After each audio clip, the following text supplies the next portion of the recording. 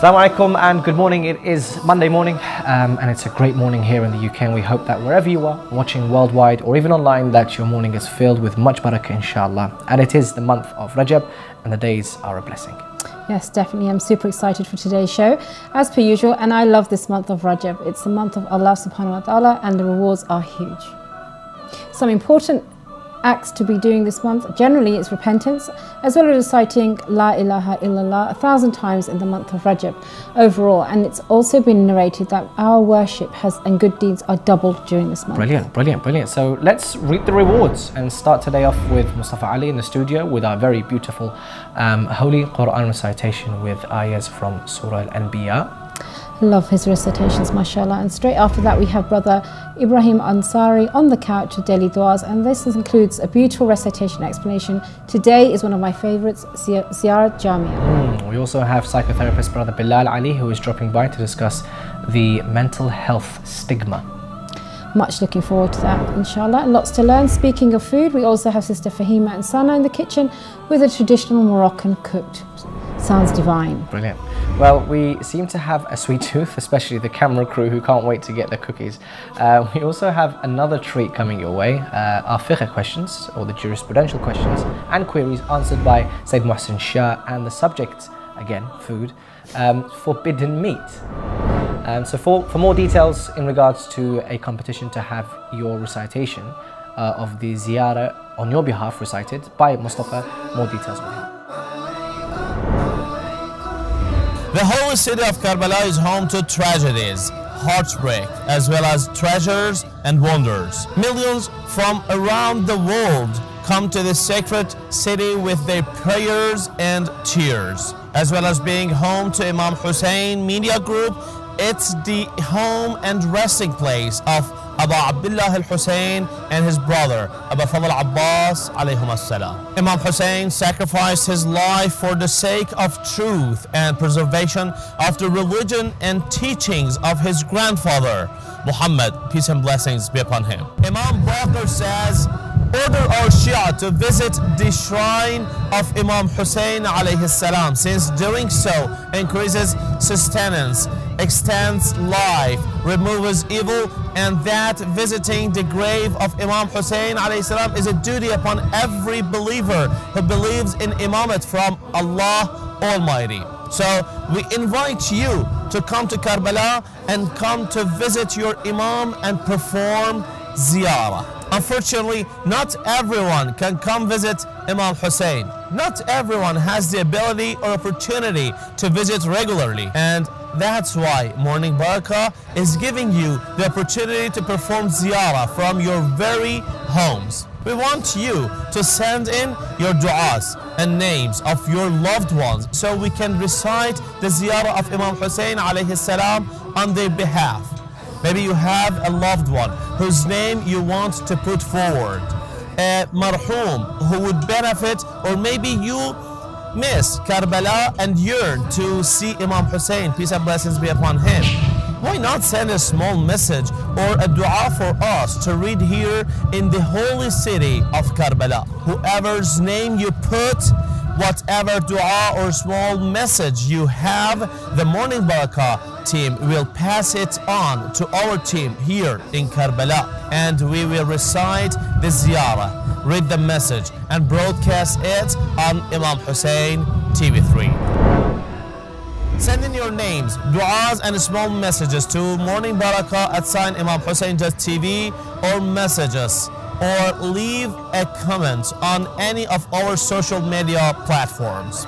We look forward to hearing from you, and may Allah and the Ahlul Bayt accept all of our a'mal and our ziyarah, inshallah. Welcome back, and now we have the pleasure of hearing brother Mustafa Ali. He's going to be reciting Quran. Assalamu alaikum, brother Mustafa. Wa alaikum assalam wa rahmatullah. Hope you're well. Alhamdulillah, I'm good. So you are reciting from Surah Al-Anbiya 105 to 112. Yes. So take it away. أعوذ بالله من الشيطان الرجيم بسم الله الرحمن الرحيم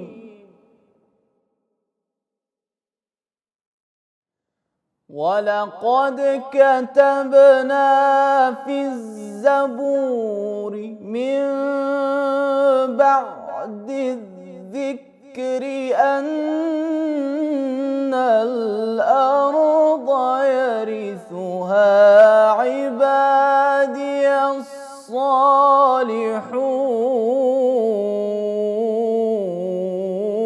الصالحون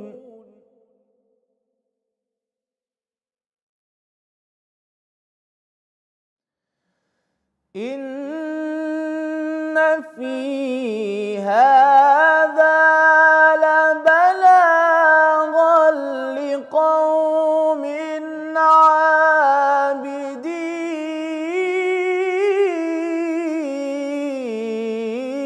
عابدين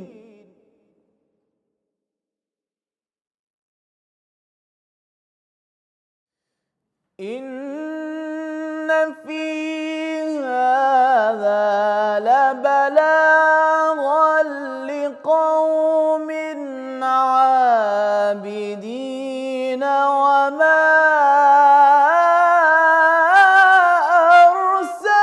أرسلناك إلا رحمة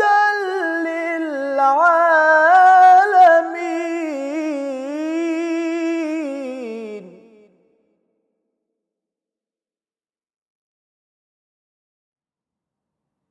قل إنما يوحى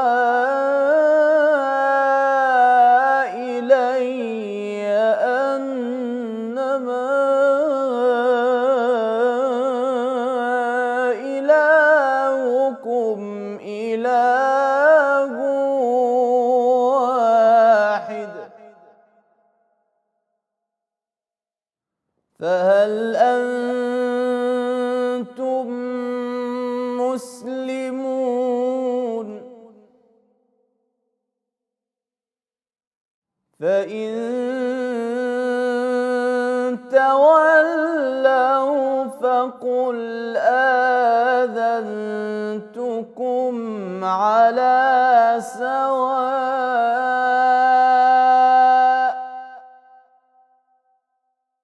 وإن أدري أقريب أم بعيد ما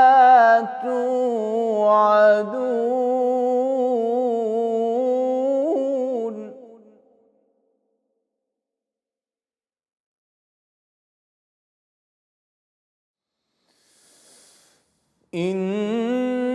إنه يعلم الجهر من القول ويعلم ما تكتمون وإن أدري لعله فتنة لكم ومتاع إلى حين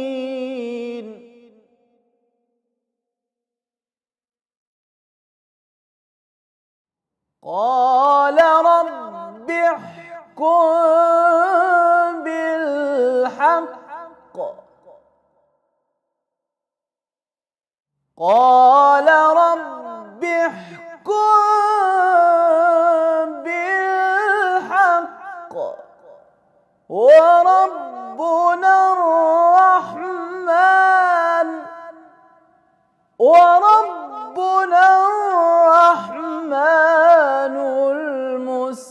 المستعان على ما تصفون صدق الله العلي العظيم.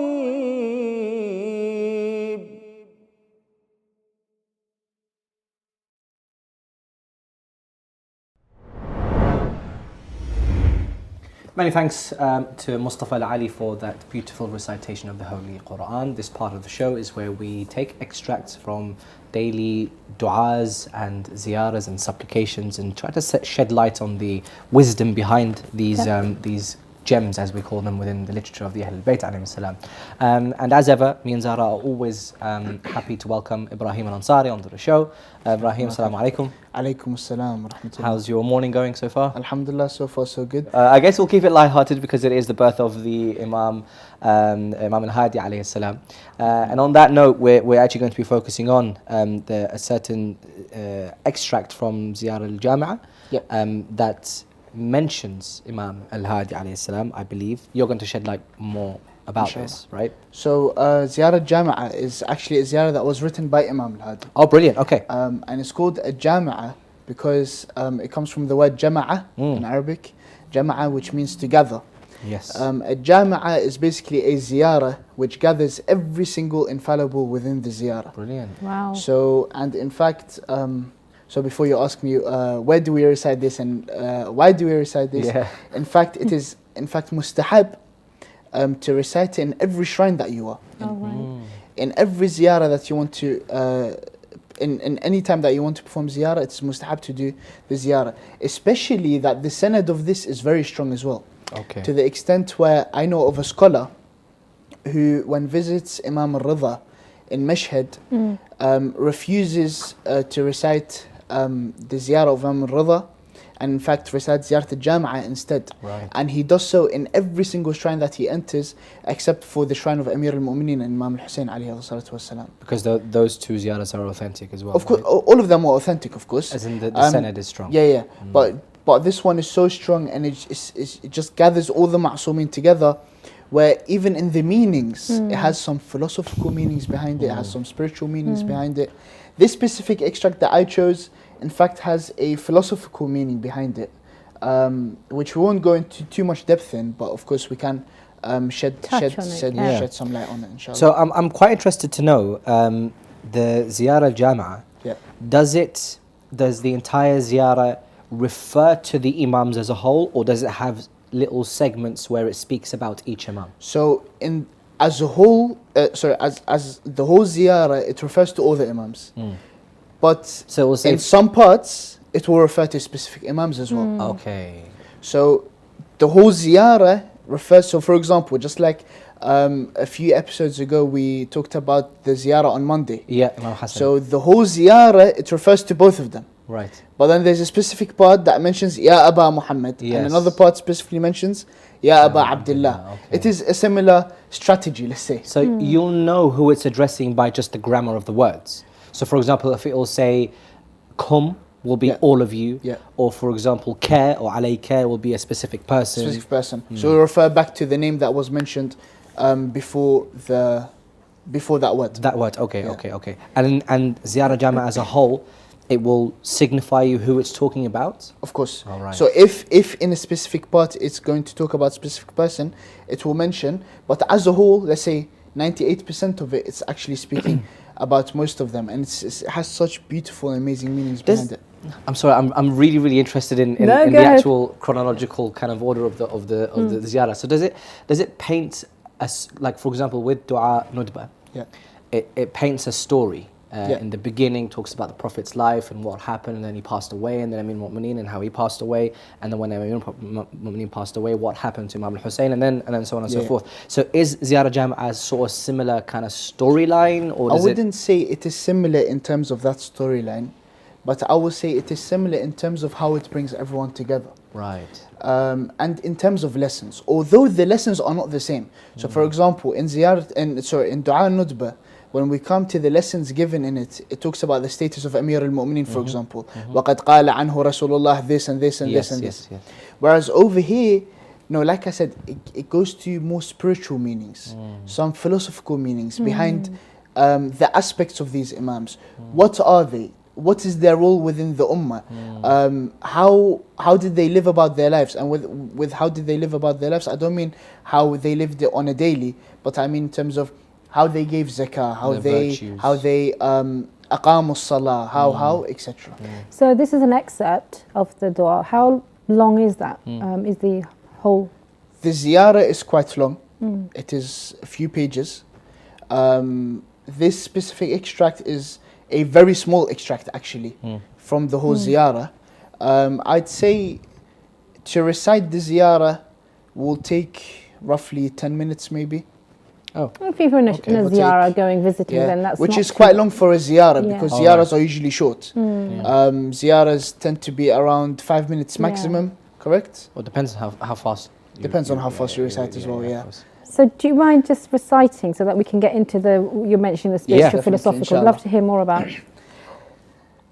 بأبي أنتم وأمي ونفسي وأهلي ومالي ذكركم في الذاكرين وأسماؤكم في الأسماء وأجسادكم في الأجساد وأرواحكم في الأرواح وأنفسكم في النفوس وآثاركم في الآثار وقبوركم في القبور فما أحلى أسماءكم وأكرم أنفسكم وأعظم شأنكم وأجل خطركم وأوفى عهدكم وأصدق وعدكم كلامكم نور وأمركم رشد ووصيتكم التقوى وفعلكم الخير وعادتكم الإحسان وسجيتكم الكرم وشأنكم الحق والصدق والرفق وقولكم حكم وحتم ورأيكم علم وحلم وحزم إن ذكر الخير كنتم أوله إن ذكر الخير كنتم أوله وأصله وفرعه ومعدنه ومأواه ومنتهى اللهم صل على محمد وآل That محمد. is quite a deep Yeah. ziyarah. It is in fact very deep. So in the very first part of it, it talks about how your names are within the names, your bodies are within the bodies. And to be honest with you, when I looked at that specific part, I asked myself, what does Imam al-Hadi mean? What does he mean when he says, your names are within the names, your bodies are within the bodies, your souls are within the souls? It's very confusing. Yeah. Then I believe it is Sayyid Ali al-Ha'iri. He comments on the ziyarah and he says, in fact, the true meaning of Asma'ukum fil Asma' is that you are given normal names just like any other human being has. Ajsadukum fil Ajsad, meaning your body shapes and your body and the way it works is exactly how our body works. Your arwah, your soul, is exactly how our souls are. Everything is similar to what? To normal human nature. Okay. But ma ahla asma'akum. What is more beautiful than your names? Hello. It talks about how although, see this shows the true status of the infallibles. Although me and the infallible are so similar, however, look at his status and look at mine. Look at how, where he reached up to, or she for Fatima to Zahra, and look at where we were able to reach up to. There's another side to that, isn't it, though? So other schools of thoughts have actually, for the Prophet ﷺ at least, said that, well, he was just like us. And they've gone the other way, haven't they? And said, well, he was just like us. So there was nothing special about him. Yet, that's not the purpose of what their creation is, to make them similar to us.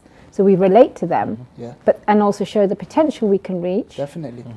Obviously not to their levels, but it's certainly in our capacities, Definitely. which is what the Imam... And there's more, by the way. It's not just the souls are like Yeah. the souls. There's more like this. For example, I think it's وَقُبُورُكُمْ فِي الْقُبُورِ, right? Yeah. So even like you die the same way humans die. So everything that normal human beings go through from the beginning to the end of their life, the ziyarah is telling us, no, actually they are normal human beings, souls, graves, but it's all about, you know, how gracious are the names, how noble are your souls, how superior your affairs are. Beautiful. Definitely.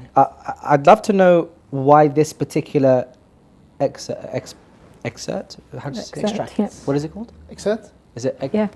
excerpt? Excerpt. Okay, cool. I can always, I always get stuck on the actual word. It's EX. E-X-C-E-R-T. No. No, E-X-C, Yeah. excerpt. Oh, I got it right, excerpt. Yeah. Right, E-X-C-E-R-P-T. That's right. All right, excerpt. Yeah, there So you this go. particular excerpt concept Yep. of It's an odd word, isn't it? yeah It of the Flow. ziyarah. I'm sure there's a lot more, or there are beautiful parts of the whole ziyarah. But Definitely. why just this particular part did you? Because this specific part, in fact, when we look at the full part of it, is at the start, like I said, it is a way in which the Imam is making us relate to these greater individuals. Then after that, after making us relate to them, he moves on to say, فَمَا أَحْلَى أَسْمَاءَكُمْ وَأَكْرَمَ أَنفُسَكُمْ وَأَعْظَمَ شَأْنَكُمْ. So he says how amazing you are in other words. Then he goes on to say, كَلَامُكُمْ نُور. Here he's giving us teachings. So first he's saying, relate to the Imam. And then after you relate to the Imams, after you relate to these infallibles, let's look at these infallibles. What were their attributes? Why? So that we may take upon these attributes. كَلَامُكُمْ نُور وَأَمْرُكُمْ رُشْدٌ وَوَصِيَّتُكُمُ التَّقْوَى. So if you look at the translations, it talks about how your deeds are all good, your habits are charity, your nature is generosity, your issue is truth, honesty. Now So these are the things that we should be trying to achieve, right? Exactly. Yeah. So after we relate to the Imam, let's look at their attributes. What are we supposed to Yes. relate to? This is what we relate to. And in fact, it is full of teachings. The whole ziyarah is full of teachings. But this one is let's say, the more straightforward teachings. Once you've understood the first part, which I hope was explained, accordingly. And then after that, it talks about how these are the attributes that you must aim for as well.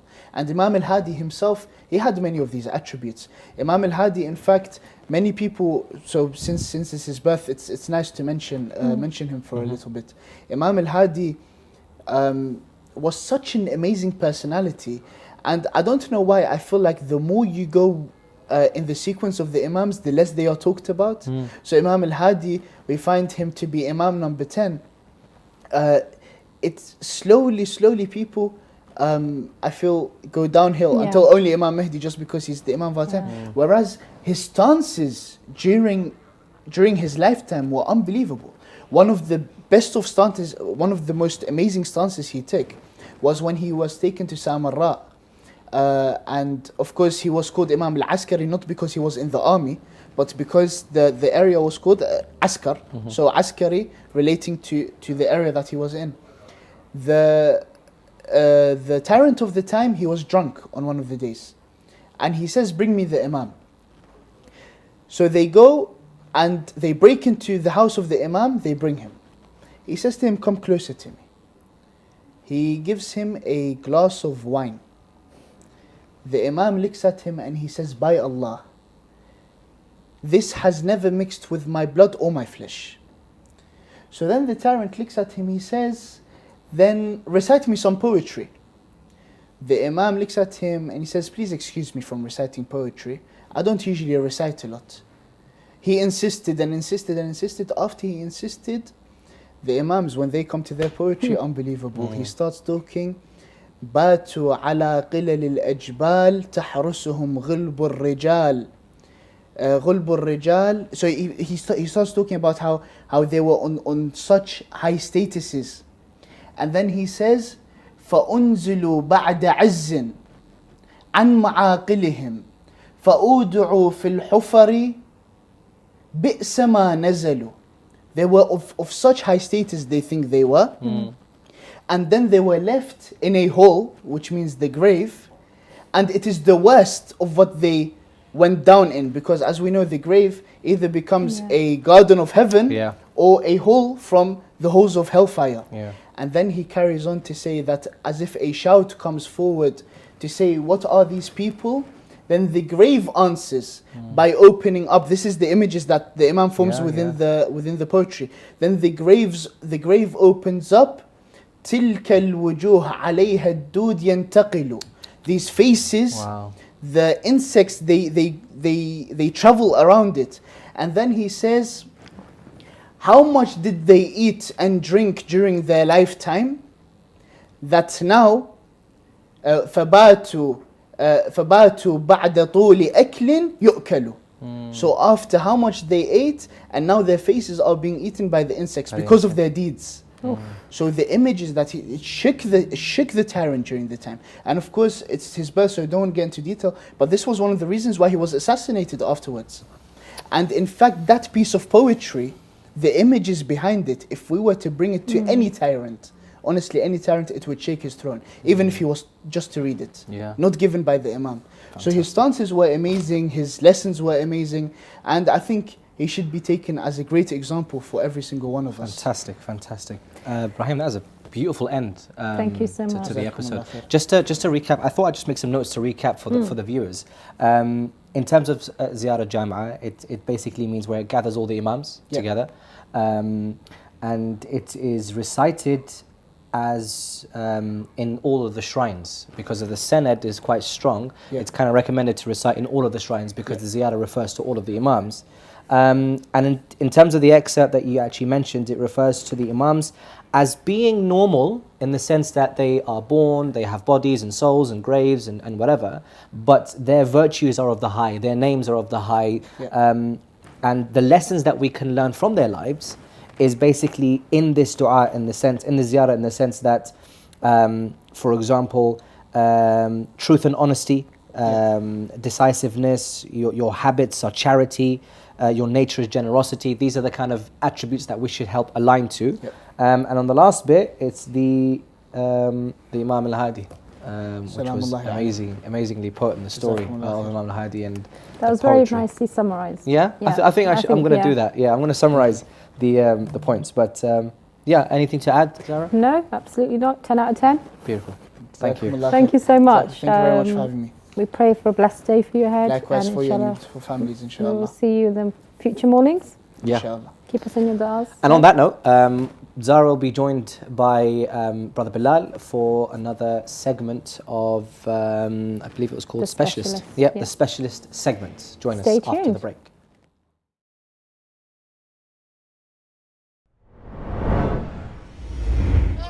Are you in court for raping English girls? Remember?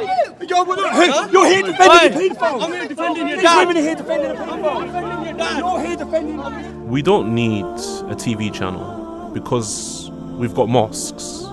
We have Islamic centres that are always open. We have schools teaching Islam. Hijab is part of a school uniform. Islam has come and it's established here in the West. And everyone's happy. They love us, our food, our fashion, our culture. The media is always on our side. We've got plenty of English speakers, plenty of English books, and plenty of places to go and learn in the English language. Let's be real. Let's get active. Be more involved. www.imamhusseinfree.tv.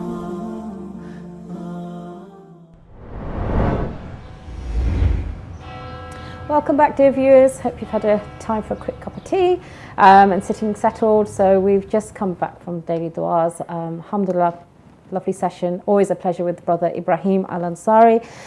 So now I'm going to welcome onto our specialist, continuing our conversations about various topics relating to mental health, stress, and everyday niggles here and there that we all face. And to talk to us is Brother Bilal Ali. Welcome. Assalamu alaikum. Alaikum salam. How are you doing today? Good, alhamdulillah. Good. So we are going to go into mental health, which is a vast topic. And vast and a passion of mine. Good. Deeply passionate Good. So about you're the this right topic. person we have.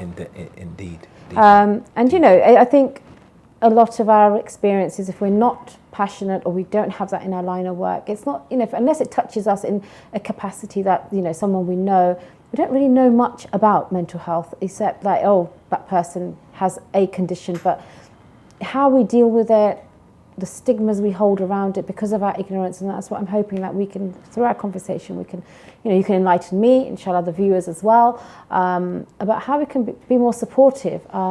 And obviously we could go through anything ourselves in our own lives. There's no. So in terms of your experiences when you're talking to people, perhaps in our community, outside, what kind of things do you face that, you know, kind of, you know, the kind of conditions that you deal with when it comes to mental health? Condition, I'd say conditioning, the biggest issue that I face is people's attitudes towards mental health, more than just, you know, yeah, I meet people who are experiencing the depression. Yeah. They have, sometimes people have anxiety disorders, you know, a variety of emotional, cognitive, you know, challenges that they have that we would classify as mental health. But there is such a stigma, such a negative attitude in large portions of the Muslim community regarding mental health that that is, to me, the biggest challenge. There's been some real progress I've observed over the last, say, 10 years. It's a real shift that's taking place in different sections of the Muslim community, to the point where you know, in the past, there were some communities when somebody was unwell, they would take the person to the imam when the person had a mental health problem, and instead of that person being referred on to professionals, they may be, you know, trying to choke the jinn out the person, or, you know, some bizarre, superstitious type applications to try and address this. But now you have, you know, imams, various clerics who have, you know, they tend to be the first port of call, but they now have there's now more of an attitude to refer people on to specialists. And in one particular part of East London, you actually have 2 Muslim organizations who practice ruqya and other type, you know, particular method of faith healing, and that is oftentimes in a concert with a person's mental health treatment. So the person might be getting long-term psychotherapy, they may be getting short-term counseling, they may be even receiving medication, but the ruqya practitioner will be encouraging that person, you know, make sure you're taking medication, and I'll see you next week, we're going to do another session of ruqya, you know, whatever it is. But so they're working together, because I mean, and then because of what they're recognizing in mainstream mental health in this country is that a person's spiritual calling, a person's spiritual inclination is a support mechanism, and it doesn't have this attitude of, well, that's, you know, superstition, or that's just religious stuff. It's a hindrance to it's a hindrance. Now it's seen as, okay, this can be a asset in because of treating a person holistically. So I think that's really progressive, that in that particular section of East London, that you have, you know, mental health practitioners working side by side with people who heal in a faith-based method. What kind of sort of mental health conditions do you see? Like, for instance, someone who has absolutely no idea what kind of, you know, you mentioned depression, you mentioned, you know, these are all terms that people, what would you say would be more serious, that things that just can happen to anybody, really, any time in their life? So there's some conditions where we would say that it would be, I use the term more like to do with psychosocial, because it could be like depression, for example, maybe more related to a person's life experiences and how they've attempted to or failed to address those issues in terms of life issues, and then and they're just basically built up, and they've just, at one point, they can't cope. They get to a point where there's either you know, like a kind of an epiphany that, you know, this is gone too far, or it's just something that happens, you know, slowly over a period of time, that, you know, a person recognizes himself. It's been a while now, but I don't think I'm okay. Sometimes people come to me as a therapist, and they're not quite sure what the issue is. Right. And what takes place in the assessment is for me to help them to kind of understand what's going on. But then there's other people who, they know what the problem is, and they're specific. And in terms of identifying what they want to work on, what they want to address, it's crystal clear. It's absolutely crystal clear. And both are fine. Both are fine. Sometimes we know something's wrong, but we're not sure what it is, but we just know something isn't right. So if someone came and they weren't aware, they were hearing voices, or they were, you know, something wasn't right with them, said, I just don't feel myself, and would you be able to sort of, what would your steps be? Would you diagnose them? Would you say, okay, you need to go to someone that's sort of more clinical, a general practitioner, or would you say, would you help them in the symptoms that they're describing to you?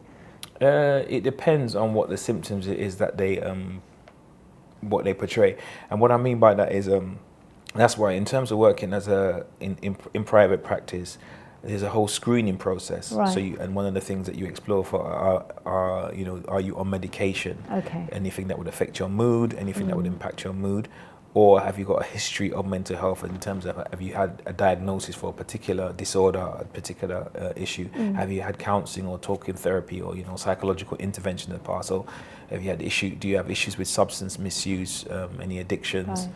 Things of this nature. There's a series of questions in terms of the screening process, and then that would inform me as a practitioner in what direction this needs to go, or it depends on where the person was referred, because sometimes I receive referrals where that has taken place already by a third party and they're referring them on to myself. So you have a young, hypothetically, you have a young Muslim boy coming to you, late teens, early 20s, and says, you know, my family say that I need to pray more, but I'm just not feeling myself. I'm hearing voices. I just don't feel like I haven't got the, you know, the mood to get up in the morning to do anything. I don't even feel like praying. But my parents just say I need to snap out of it and, you know, get on with it because my faith is weak. When you mention something like hearing voices, that is one of the symptoms of psychosis. Psychosis is a particular like a particular mental health order. It can be quite serious, and the impact of a person's life, if it's not treated early, can be very detrimental. It's, in my opinion or my view, it's almost as if a person's hearing has a psychotic episode, and it's not treated, and they continue to have these various psychotic episodes, it can almost become interwoven into their personality until it becomes like full-blown schizophrenia. One of the things that is taking place in mainstream mental health, though, is a move away from, for example, labeling. So instead of labeling somebody as a schizoid or a schizophrenic, it's tend to say that person has had an episode. As a, you know, an episode, meaning a psychotic episode where they were, you know, maybe hallucinating and stuff like that. It can be stress-induced, it can be genetic factors, it can be a number of factors which cause or trigger that. But the interesting thing about it is, as much as that can be, you know, for somebody to actually hear, you know, hearing voices and have an episode, as much as that can be so unnerving, it can be discombobulating, disturbing, but there is real help if intervention takes place early on.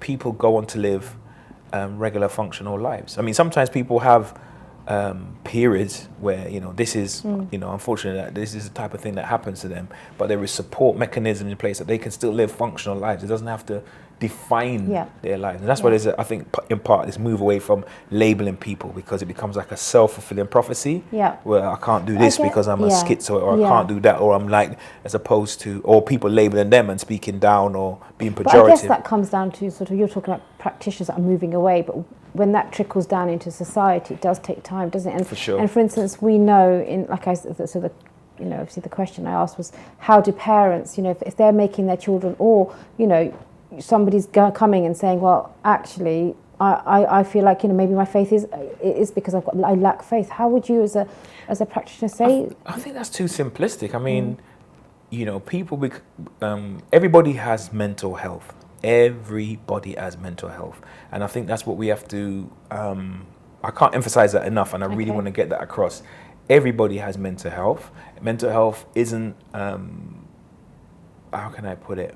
It isn't a is it or isn't it. It's a case of it's on a continuum. Right. So sometimes we experience good mental health. Different events happen in our life, physically, emotionally, whatever the case may be, and sometimes we experience poor mental health. For example, our stress levels are increased. We may be experiencing anxiety. Some people have a mental health condition where it's something of a more life-impacting nature, and it takes more specialist intervention, psychiatric help to support that person, or it takes psychological help to deal with the emotional fallout of that. But help is available, but we're all on that continuum, spectrum, and different times in our lives, our mental health may be in the decline. We may experience poor mental health. Somebody's living a comfortable life, they've got a settled family, they have a good job, or they're an entrepreneur, whatever, experiencing highs, and then the market crashes, or they lose somebody, a bereavement, an unforeseen bereavement, not just where somebody's ill for a period of time and they decline, but, you know, out of the blue, these things happen. Wouldn't it be natural for that person's mental health to change and to go into a decline? Definitely. And then depending on what support mechanisms they have or how they cope with that challenge, would determine if they further decline or if they, you know, come back to their kind of fluctuate between their norm on the continuum. Do you think, specifically as for Muslims, we can show more compassion towards people, that perhaps our attitudes need to change, or is it something that you think we are opening up as a community? Because obviously you work on a wider spectrum as well, but in terms of what's specific to us in our community, do you think that we could do more as a community? There is we could do more, but I've spoken on panels at imam boroughs about addictions and a variety of mental health issues. And I know that there is a Shia Muslim mental health organization, NMG, which does some really serious work behind the scenes, working abroad in terms of training in the Middle East, offering training and supporting organizations and professionals abroad, and running workshops in the community. It tends to be professional practitioners that support each other, but then they take that into their pockets of communities, that learning and that sharing those insights. And there's a wealth. There's consultants, top psychiatrists, really, without name dropping, but there's really some really movers and shakers in the mental health field that are a part of this august body. And there has been a shift. There has been a shift, but we want it to trickle down more. We want it to become more common. That it's a part of our everyday living. Mental health is a part of it. Because because I was speaking to a sheikh recently, and as somebody that leads a centre, and he said, we have people coming and denying, so perhaps the family member is known to be unwell, but they'll deny it because they don't want the stigma that is attached to their child, and they've got to think about their future, their marriage and things like that. And then he was saying that we need organisations to come into our centres to educate people that that isn't just their child, it's the community's child, and it's not just their child it's happened to, but it could happen to anybody. Exactly. In terms of the organisations you're saying, so perhaps there's sort of more work that perhaps people could be inviting them, they could reach out and actually educate people that it's not, like you said, we've all got mental health. We don't know when and where it could actually. We don't know in what direction it will move. But it is a shame that that the stigma exists. But we're working through culture, if you could put it that way, and what people's kind of ingrained reactions, and we're trying, change. Change attitudes and let people understand that somebody can have a mental health issue, and they may receive help, and then they can move forward in their lives. I know that this, is kind of a controversial issue because it can affect people's marriage or potential of getting a marriage, for example, because they were known to have or that family's known to have somebody with mental health. And we do need to move away from things of that nature. It doesn't help anybody, and it leads to people even feeling ashamed to come forward and seek help. So then you have people in denial, trying to hide, seeing the signs and symptoms in themselves, but thinking about what's the consequences in the community. So let me try and hide and fudge it. Which is so unfortunate. If that... oftentimes things get worse before they get better because they don't seek that help. It's a judgment, isn't it? Because, for instance, if somebody has a diagnosed condition, say they have bipolar, they're on medication and they have an acute phase, then they could have they could be different to what their usual self would be. And if someone doesn't know that they're not well, and suddenly this person behaves in an erratic way, that judgment is going to be there. Oh, that person's bizarre. They behave because they don't know, and yet they don't understand because obviously there's no diagnosis, and so immediately that person's going to be treated differently, judged, which is not nice. And then if we were more open, we'd be perhaps more understanding that this person at this point needs support. I mean, how would you as a last comment? How are we going to improve things in our community? I think we have to remember our religion. Not remember our religion to say, oh, if you've got depression or you're going through mental health problems, you've got poor faith, but more to be reminded that Islam is a religion of rahmah, a religion of mercy. And where there is no rahmah, there is no Islam. So we need to be merciful to one another and compassionate. Right? This is the sunnah. This is what we know about. So that's our religion. Not judgmental and pushing people out, but being accepting or understanding or kind to people. That's a lovely point to finish on. So really to the viewers, if we suspect somebody's not quite well, to show that rahmah, to extend compassion and do less of the judging and just think that if that child is of the community, it's everyone's child. And they used to say that, the whole village would raise a child. Yeah, it takes a village to raise a child. And even though we've not in those villages back home, but we are in communities here. So it's in the wider context. It's not even just communities, it's a human nature to reach out and be compassionate. So thank you so much.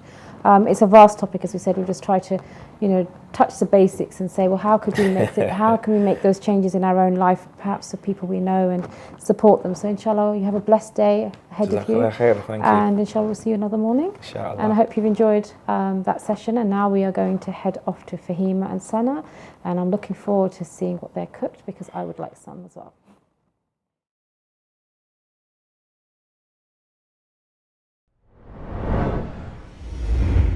IMAM HUSSEIN Media Group is a virtual university that works on a global scale to spread the true message of the Prophet and the Ahlul Bayt's peace and blessings be upon them.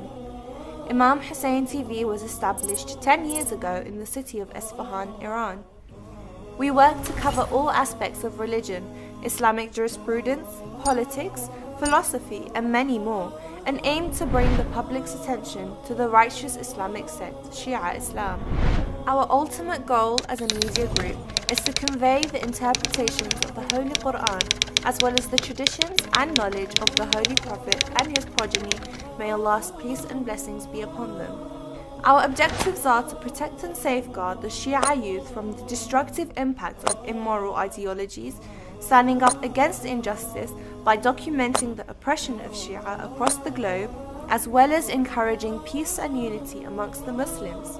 To reach our aims and serve the Muslim Ummah, we require a budget that would cover all the expenses for our productions, allowing us to work on different projects. IMAM HUSSEIN Media Group is a crowd-funded project. We have no sales nor do we charge for our services. We solely rely on monthly payments, financial contributions, donations, religious alms, and generous gifts. The expenses of each production varies depending on the type of project and the style of filming. There are many elements to a production that requires time and capital. The producer must analyze the costs of the venue hire, equipment, transport, feature fees, set design, staff support, and further additional costs. The Holy Prophet, peace and blessings be upon him and his family, narrated, "The best of people is he from whom people benefit." It is up to you to help the Muslim Ummah come together and help guide the youth in remaining on the correct path of Islam. To take part in this global conquest and to spread the message of Imam Hussein, peace and blessings be upon him, please visit www.imamhussein3.tv or give us a call on +44 0203 515 0199. You can also contact us via WhatsApp, Telegram, SMS, or even email us on donate@imamhussein.tv. Let's work together hand in hand to elevate the faith of our Shia youth today. Thank you, Zahra. Assalamu alaikum. Welcome again to Morning Baraka with this segment of health and nutrition. And with me is Sana. Assalamu alaikum, Sana. Alaikum salam. How are you today? I'm good, thank you. You ready for teaching us another recipe? I am, yes. Very excited. Okay, so tell me, I'm really excited. So today we're going to be making coco ghariba. Explain further. So it's a traditional Moroccan cookie. Coco meaning, yes, coco meaning coconut, and ghariba stands for the actual cookie or biscuit, what we would call in Morocco. Okay. So it's a lovely treat to have now and then, and it's just something that we should all try and do at home. It's amazing. It's so yummy. Okay, so let's go through the ingredients. Okay, so we have semolina, we have some coconut, and we have some icing sugar. Okay, that's desiccated coconut over there. Yes, right. it is. Yes, it is. It's better for this cookie for it to be like that, as it makes it a lot smoother inside. Okay. Now you can get different types. You can get the really thinner, fine ones. Yeah. Exactly. I was just going to say. Depending on your taste. Now I think what have you got here? This is a medium. Okay. So this is a good one for this cookie. Some would like it a little bit. So you can use different ones depending on the consistency. It is possible. Exactly. Yes. Okay. And if you want it fine, you could just blend it. Okay. And it will make it a bit more. I don't think I've had semolina with coconut cookies, so I'm really interested and intrigued. Yes. But now that you're mentioning these, I mean, you can continue as you are. But as I was sort of researching some of the ingredients that you're using, semolina is really healthy, as even as a porridge, and it's quite filling. And the only thing is, with desiccated coconut, it has no cholesterol in there, which is really good. Exactly, but at the same time, you have to make sure that there's only a certain amount that you would use, because certain things do have high calories or high fat. So you need to, think about your body type. Exactly. And I always advise even my clients, if they come to me about seeking, health and nutrition and weight loss, And if they heard from their friends and it doesn't work for them, it's because they need to understand their own bodies. They need to go into their GP, they need to go and figure out, what is their height, their weight, what is for them, what is their condition right now. Exactly. And it does make a difference, individually. You can cater for yourself and you can maybe have that, it won't affect you, but somebody else, it might do. So you need to have this sort of knowledge. I think it's really important that we realize that. Yeah, exactly, that you're aware of that. Of course. So what we're going to do is just going to begin. Right, we're going to need a third of a cup of semolina. So these are all measuring anyway, so you'll know. Fair enough. Okay. Yeah. I mean, when you do it at home, if you do it regularly, you might be able to measure with your eye. So, but I like to just be on the safe side because of course, sometimes and we are obviously advising everyone. So usually it's a Exactly, yes. So what I'm going to do is I'm going to put the coconut in here. This is 150 grams of coconut. Okay. Okay, that's great.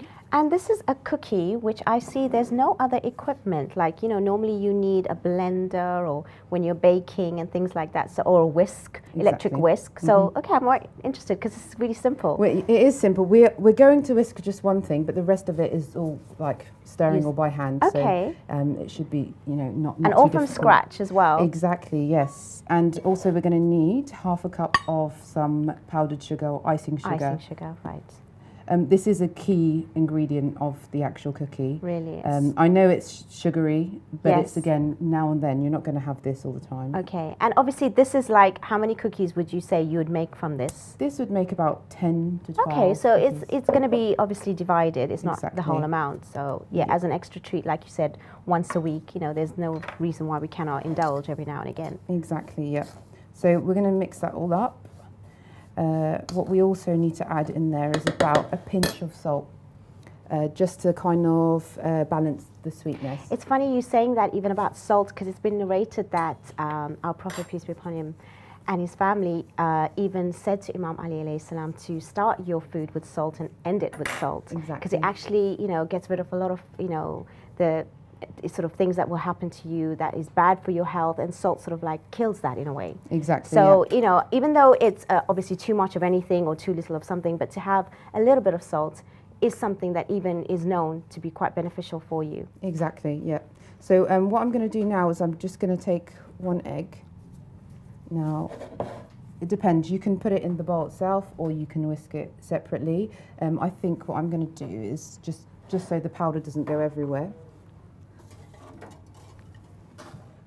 So only one egg is needed for this? Yeah. Okay. It's just to bring it all together. I prefer to kind of put it in here as well, just so I can have a look to see what comes out of the egg. Yes, so you can clean it if you need to. Exactly. Absolutely, have it clear. Yes, you have the blood clotting. Exactly, yeah. You can get sometimes the little, like you said, the blood clots, or even a bit of the shell could kind of go in. Absolutely.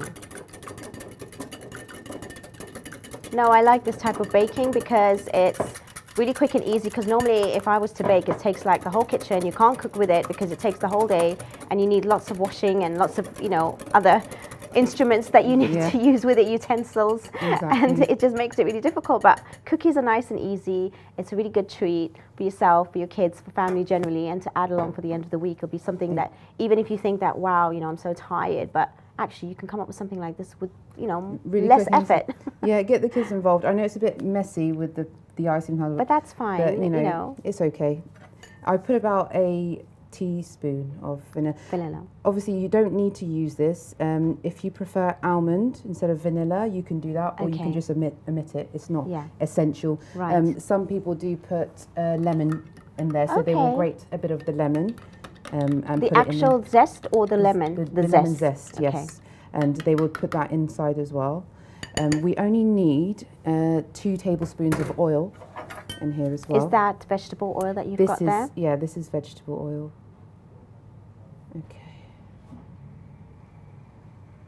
Okay.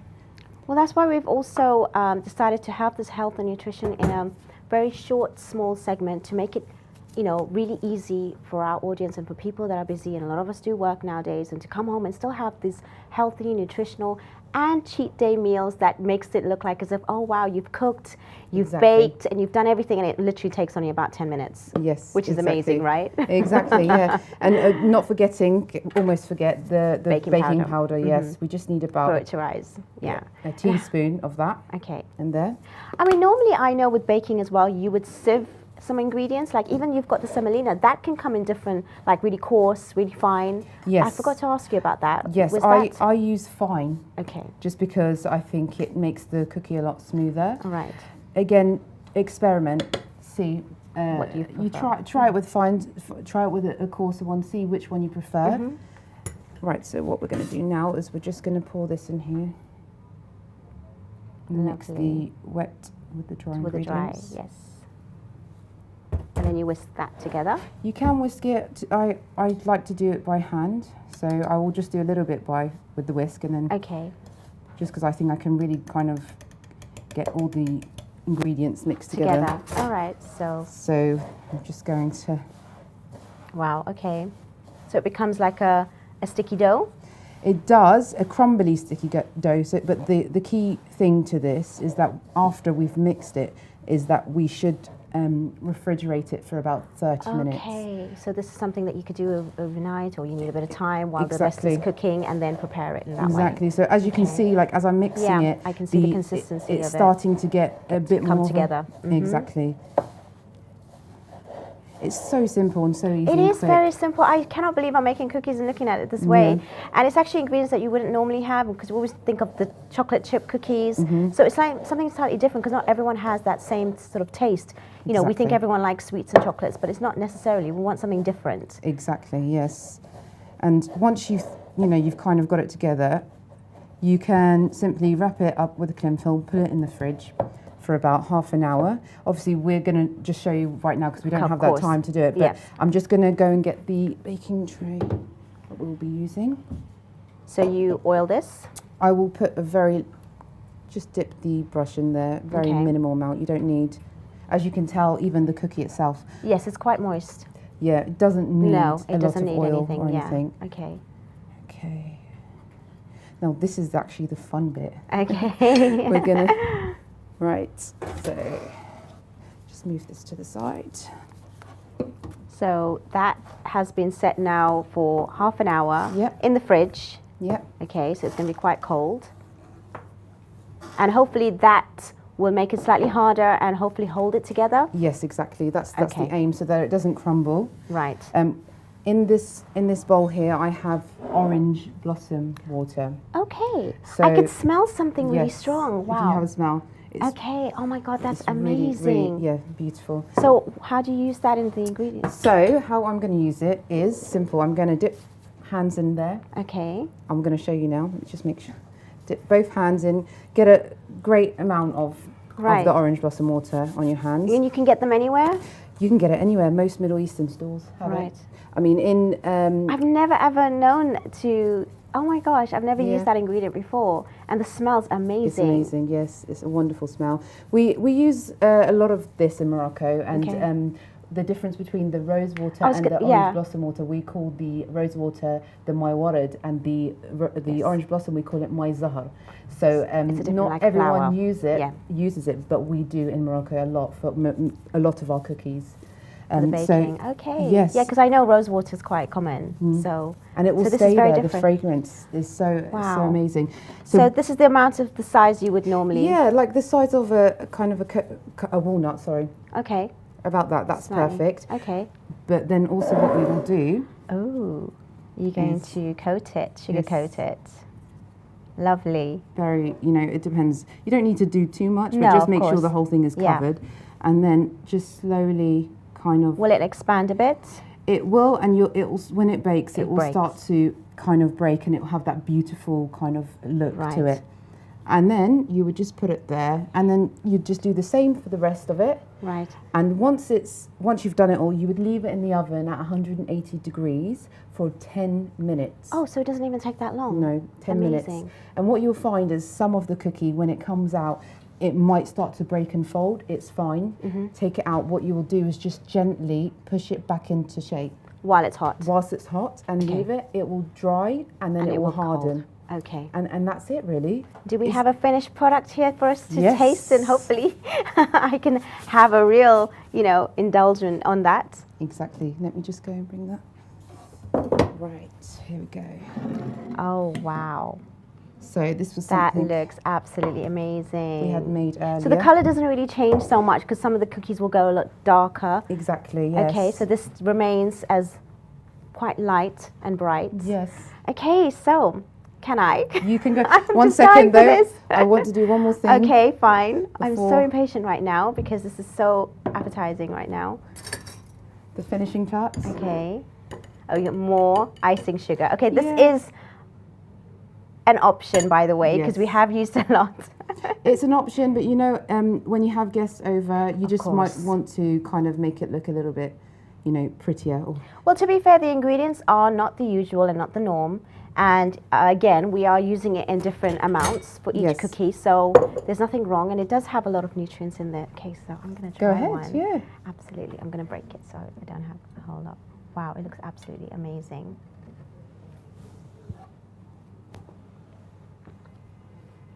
That is delicious.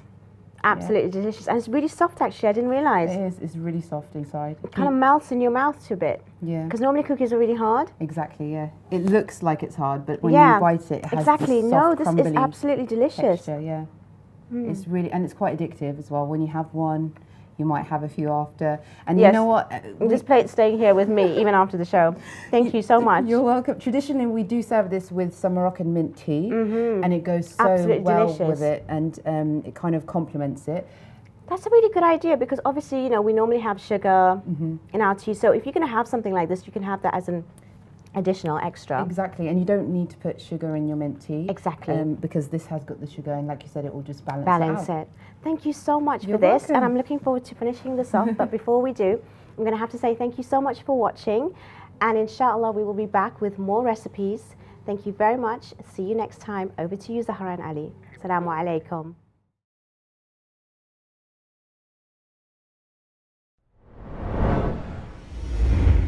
نه قوت در کمر دارم ابوالفضل علم دارم. The hadith is sharif Ma'soom Imam al-Sajjad, he says, Allah subhanahu wa ta'ala has given my uncle Abbas a maqam such that on the day of judgment all the shuhada and the siddiqeen will wish they had the maqam of Abul Fadil. And the Imam did not leave an exception for anyone within the kawn. The exception that we know is Ahlul Bayt through Ahkam Aqli.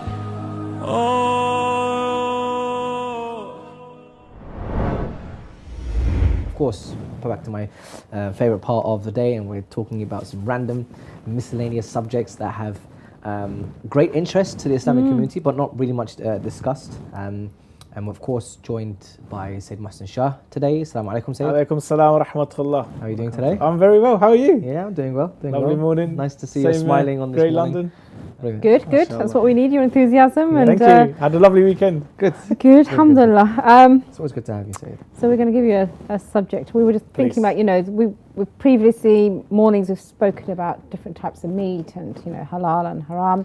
And one of the things actually, you know, you hear in some, you know, sort of documentaries is how sort of like the forbidden meat gets, you know, included into sort of halal meat. So I remember there's been doner kebabs and they've actually found pork in them and things like that. So really we're going to discuss forbidden sort of like those kind of meats that we're not supposed to be eating, and then obviously what we're supposed to do with precaution wise and things like that. So in terms of forbidden meat, I don't know, Ali, if you know any that we're not supposed to eat, but well, I'm assuming like I know, for example, maybe the what's it, the thing that holds the feces and stuff. The bowel. Is it the bowel? The bowel, yeah. Is that probably one of the maybe Indeed. eyes? I really hope that's not allowed. No, I don't know, because you never know. Yeah. In this society, everything is more or less eaten, made to look like a delicacy. Indeed. True. But yeah, please tell us. Tell us about some of the forbidden meat. Bismillahir-Rahmanir-Rahim. So yeah, what I wanted to do was actually focus on parts of the animal which you're not supposed to, not allowed to eat. Obviously, we understand you're not allowed to eat pork. You're not allowed to eat dog, cat. Certain Maraja won't allow you to eat squid and octopus and so forth. But when we have, a carcass, maybe, you sacrifice an animal yourself, there are certain parts of that animal you are not allowed to eat. Now, I've got a list here, according to Sayyid Sadiq Shirazi, Hafadullah.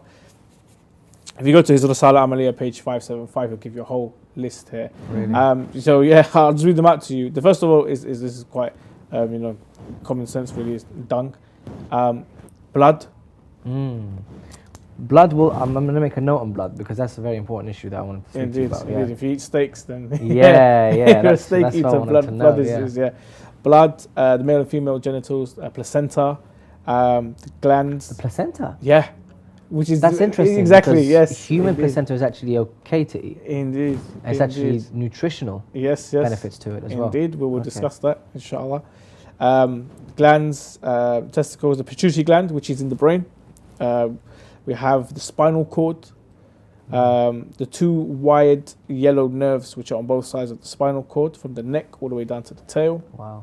The spleen, the gallbladder, the urinary bladder, the pupil of the eye. So the eye itself entirely, but the pupil of the eye, and the material between the hooves. Oh, okay. These are all forbidden to eat. Your questions, please. Okay, so obviously we have a lot of processed meat here in the UK. Indeed. And God knows what's put in there. You've seen videos on YouTube of a whole host of different things, beaks to feet to hooves to whatever, just being churned and processed into one thing, which is quite tasty, I'll be honest. But again, people are always careful of what's actually been put inside that. That's probably one of the reasons I mentioned in previous episodes why I got gout, is because of that processed meat, and it's essentially the stuff inside it. What if, of course you don't know, but how would you be able to find out if these certain parts of the body were put into this machine, churned to make processed meat? How would you know? Wasn't there that story? There was a news outbreak a few years ago about horse meat being sold as, I don't know which meat it was being replaced. Like sausage or something? Yeah, it was something in the burgers or something. Wow. And then big scandal about, it's not the meat that you think you're eating. So, it's going on with things like that. How do you know, and what do you do? So first of all, come from an Islamic perspective, I'm giving you the list of these parts of the animal you're not allowed to eat. If for some circumstance that they actually get involved into halal meat, for example, processed meat, things like doner kebabs, quarter pounder burgers you get from your chicken shop, even with chicken, the steak burgers and stuff, this is processed. It does really, worry people that what part of the animal are they using to actually make this product. Furthermore, how much of this product is an animal? It's not even 100% all the animal. Let's say you took all the trimmings and whatever and you made something out of it. It's not even that. They put I think it's mRNA or something. They put these other substances in it to give it volume. Yeah. And color, exactly. And it has really bad effects on your health. Because if you see the ingredients, and I don't know, Ali, if you ever read the processed meat, when you see the ingredients of particular meats, even when you go on totally oblivious to all of this, by the way. All I do is open the package and eat. I really should. But you'd be surprised when you look at the percentage of meat contained. Wow. You think, well, what's the rest then? If it's 60% chicken, yeah, what's 40% or what's 20%? Exactly. So I guess that's giving you the quality of that meat product then, isn't it? Indeed. So the higher it is to 100, the more pure it will be. So how does it work? They skin the meat. Yeah. Take the feathers off. Yes. What about the bones? Well, if you've got meat with bones on it, obviously that's where they are. But boneless meat, they'll take the bones off. They might do something with the bone, especially the cartilage. They take bits of the cartilage. They'll take other bits of the organs. Because I've seen videos. It's quite alarming when they put like chicks, feathers, beaks, skin, not skin, whatever, literally into the grinder, and then at the end of it comes this mush of just meat and mixed with feathers and stuff. So how does that?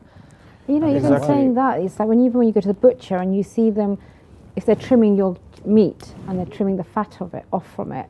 I mean, fat is obviously not healthy for you, but they're separating a pile, and I think, is that the doner kebab pile you're making? Because what is it? Where is it going? It's not going to be coming to you. It's going somewhere. It's very, very important. Two things. Number one, it's very, very important to understand what you are eating and what you're actually getting. Secondly, whether this is halal or haram. Because if they're putting in from the list I gave you, the spleen, the gallbladder, the will the pituitary ingredients, but will the packaging tell you this? It should do. By law, you are supposed to know exactly what is in your product. So the ingredients, obviously, they will do their best to give you what is in this product. But if they put it under a banner of chicken and it's a chicken bladder, chicken placenta, they're not going to mention exactly. But you have every right to inquire. So we should, write to the company and say, look, you're saying chicken. Can you please give me a list of what parts of the chicken you are using? If not, we can always go to the food health authorities and say, could you please investigate? I just want to know what I'm eating. Can I have a list? Because technically, something that is halal has become haram because it's got. But you'd think if it's a halal product. Now the list you've given is from a marja. What about the other schools of thoughts or the other marjas? Is this a consensual list across Islamic, fiqh, or is this? I believe it is. I mean, unfortunately, not all the Rasala Amaliyas in English will be as detailed as say Sadiq. But yes, majority of the Maraja have the same fatwa that you are not allowed to consume these parts of the animal. So if you had an Ahl Sunnah abattoir and what's their rule? I mean, we don't know what their rulings are. Most of them, I presume, are the ones that are running the. I believe they have a different ruling. They may be allowed certain from that list. Certain parts will be acceptable for them to eat. I've been to a Pakistani butcher shop, I'm sure you have, and there's always that thing that we see that when, our mum gives us a nudge and say, you're not touching that and you're not eating that, and that, other Muslims do eat this part of the animal. We do need to be very, very careful of what we are consuming. The main thing is to identify what you are eating and what is in your product, because ignorance is a bliss, and yes, if you do not know, then there is no haram on recorded on your account. However, that doesn't mean that you should be eating it, because we discussed beforehand, it does have an effect on who you are and your soul. And technically you are eating haram.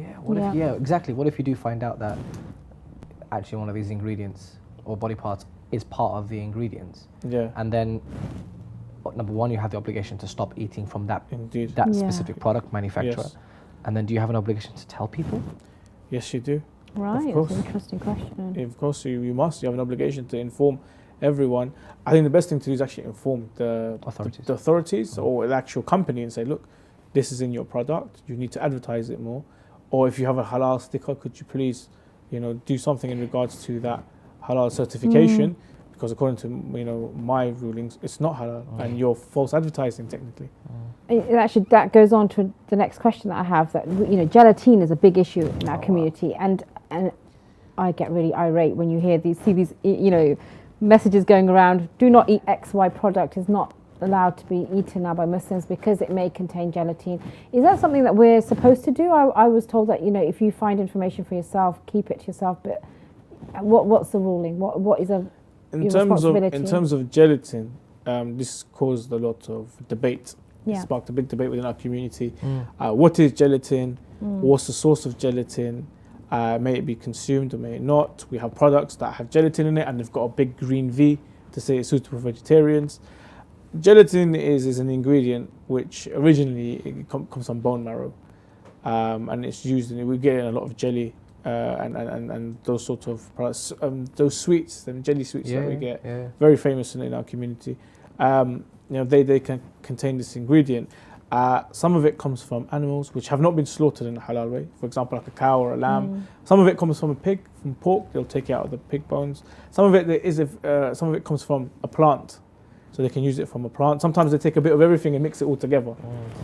Our maraja, majority of them have said that if it is halal, from a halal animal, like a cow or a lamb or such, it's fine to consume. It's okay. There's no problem. If there is, If it comes from an animal which is not halal, so beef, cow, or even pork, which is known as najisul ayn, it's never tahir, it's never halal, and very, very exclusive circumstances. If there is istihal, which is a change in its formation, composition of its chemicals, then yes, it can be consumed. If it hasn't, then it is still haram. The question is, how do we indicate and identify a change in the composition? So if I was to extract gelatin from pork initially, and then it goes through its process, and then the product I have at the end, if I can somehow look and see if there's a difference within the structure, that is the product I have at the end, is this the original product from the beginning, or is it something totally different? To give an example to the viewers, what istihal is, if you have a dead cat, let's say, now that's a dead animal, it's najis. If you burn it, it becomes ash. Is that ash najis? No, it's not. Because it was a cat, it's now ash. The ash is tahir. This is what we call as istihal. It's from one thing changing into another thing. Through a process. A process. Is the process significant as well? Indeed, the process is. So does it have to be heat or? No, it doesn't matter which process it is, but it has to be a process. For example, to change its chemical composition. Indeed. Like I'm talking about the nitty-gritty compounds. Yes. And I mean, normally it's used with heat because that's what it requires to break the bonds. A classic example is wine. You take wine, you heat it up, you reduce it, and you get within the vinegar. Right. Through the heat, the alcohol is evaporated. Also, the bonds are broken and new bonds are formed, and it's a totally new compound. Wow. And that's how you get vinegar. Well, it starts with a grape. Well, yeah, grape to grape juice to wine to vinegar. Yeah. While it's going through the heat process, while it's being reduced. So this is istihal. So how do we prove that it's been changed, the compound, the actual elements of the... The Maraja themselves haven't proven that it's changed or not. They said that if there is a change, then it is halal. But they haven't gone out of their way to investigate and say, yes, there is a change and you're allowed. They haven't said that. The only way we can do it is that if we take gelatin from its initial primary extraction to through its process and what it becomes, give it to the lab. You need the scientific research. Yeah, we need. Seriously, has no Islamic institute, or not something? yet. They haven't investigated this. I think it is perhaps somebody needs to look into that. Yeah, someone does need to look into that. We don't have many minutes, and we do have a question. Go ahead. So Salam says, when I purchase halal sausages and mincemeat, I'm concerned about which part of the animal body is used in making such a product. Are we forbidden from eating any parts of the animal? So we've covered, sort of most of the subject of that question. Yes, I think for that viewer, please go and investigate what is being put into that product, and then from there, inshallah, we can work out if it is halal to consume or not. Mr. Father, I believe you had a question in regards to blood in the placenta. Yeah, quickly going, we know about steaks. People like to eat the medium rare. Blue is even a delicacy for some people. What's blue? 30 seconds on each side. Oh my goodness. Wow. Yeah, blue, yeah. That's amazing. that's actually quite. I hope my horrified face is not transparent. Well, because it's like sushi, right? Sushi is actually raw meat. It's not blood, is it? It's not but for Muslims. Okay. What if they drain the blood? Okay, tell us. Yes. So first of all, when we sacrifice an animal to make it halal, the blood is pumped out. Yeah. When we do cook steak, halal meat steak, you will see that there is some sort of fluid, liquid, red. That's plasma. It's not really blood. So you can. It is halal to consume. It's okay. So we can have halal meat steaks cooked rare, blue if you want to try it out. Okay. Medium rare. That's okay because if it's halal. If it's halal, because the blood has been drained and the remaining fluid isn't blood. It's plasma. It's something else. Actually, but I was just going to go back to the gelatin issue. That I've noticed on products that you actually do say if it's beef gelatin, which one it derives from. But what would you say then as a last comment? I mean, personally, I abstain from anything that is, anything that's got gelatin in it because you just don't know what the impact will be on you. And there are alternatives. We're very lucky that if you have a sauce that is perhaps got gelatin, and there's usually things that I've got, it's suitable for vegetarians. But But what would you say from an Islamic fiqh perspective? From Islamic fiqh perspective, until we have further investigation, please stick to the packaging, which has gelatin but has either a halal stamp or a suitable vegetarian stamp. Just stick to that for now. So a suitable vegetarian is almost considered halal, basically. It is halal. So we need two things. We need a scientific study.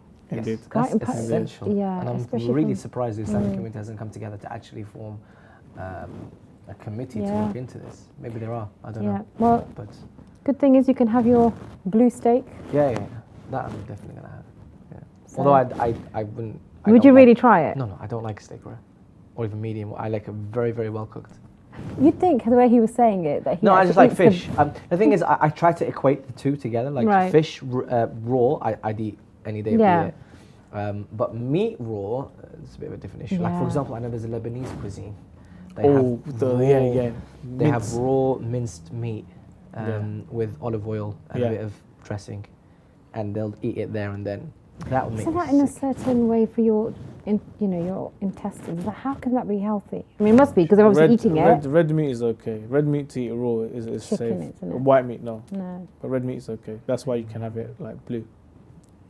I've been told That's why, yeah, somebody 'cause here had a steak shop. Did they? Yeah, I've actually been there once. Yes. I remember I came with my family. You did, Yes, you that's did. what I remember. Yes. That's how you know all the terms: blue, I rare, do. medium rare. I do. Oh, I brilliant. was involved in the steak trade a long brilliant. time ago. Alhamdulillah, I Sounds learned a good. lot. Well, we have a cookery element to the show, so Yeah, we do. perhaps we need to have you on there. Yeah, Give undercover your- chef. Maybe behind all the Islamic garments, put a hat on and start to. That would be first. Anyway, Anyway. thank you so much. Thank you for having me. Yeah, no, That's as always, interesting. we'd love to carry on the discussion. There's much more. I actually really would love to know more about the whole placenta issue, but Next time, we'll try and cover inshallah. that in another episode somewhere. Yeah. Which is very interesting. Mm. So yeah, Sayyid Mohsin, is there any last final No, thoughts just today? wish you a good day. And Thank you very much. We very much enjoyed your presence, Sayyid. It's a pleasure to be and here. from all at IMAM HUSSEIN TV, hope you enjoyed the episode. We've seen so much today, and there's so much more to look forward to. So inshallah, we'll see you soon. Wassalamu alaikum wa rahmatullahi wa barakatuh.